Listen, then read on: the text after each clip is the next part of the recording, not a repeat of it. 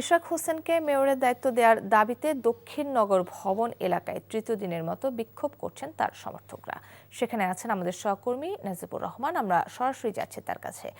নাজিব, বিক্ষোভ কর্মসূচিতে কি বলছেন সমর্থকরা এবং সেখানকার সর্বশেষ অবস্থা আমাদের জানাবেন।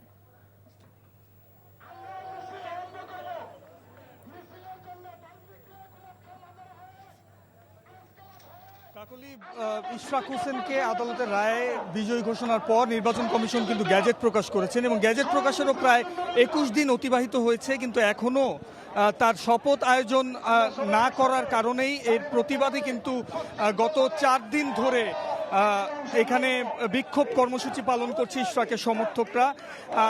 আজও সেই বিক্ষোভ আমরা দেখেছি সকাল ৯টা থেকে শুরু করে এখনো পর্যন্ত হচ্ছে এবং আমরা দেখতে পাচ্ছি যে তারা যে দাবিগুলো করছেন তারা কিছুক্ষণ আগেই আমাদেরকে বলছিলেন যে অন্তর্বর্তী সরকার পরিকল্পিতভাবে ইশরাক হোসেনের শপথ আয়োজন বিলম্বিত করছে এবং যার প্রতিবাদেই কিন্তু তারা এই কঠোর কর্মসূচি পালন করছেন এবং তারা বলছেন যে এই দাবি যতক্ষণ না পর্যন্ত মানা হবে ততক্ষণ পর্যন্ত কিন্তু তারা তাদের আন্দোলনের মধ্যে নিয়ে তারা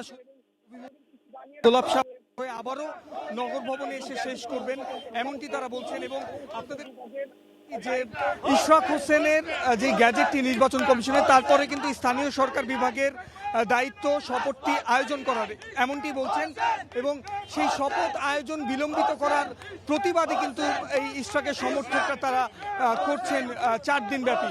এবং আপনাদেরকে আরও একটি তথ্য জানিয়ে রাখি, নগর ভবনের সামনে এই আন্দোলনের কারণে ৩ দিন ধরে নগর ভবনের সব কার্যক্রম বন্ধ। নগর ভবনের প্রত্যেকটি প্রধান ফটকে কিন্তু তালা ঝুলিয়ে দেওয়া হয়েছে এবং এই কারণে কিন্তু যারা নগরবাসী রয়েছেন তারা কিন্তু অনেকটাই ভোগান্তির শিকার হচ্ছে।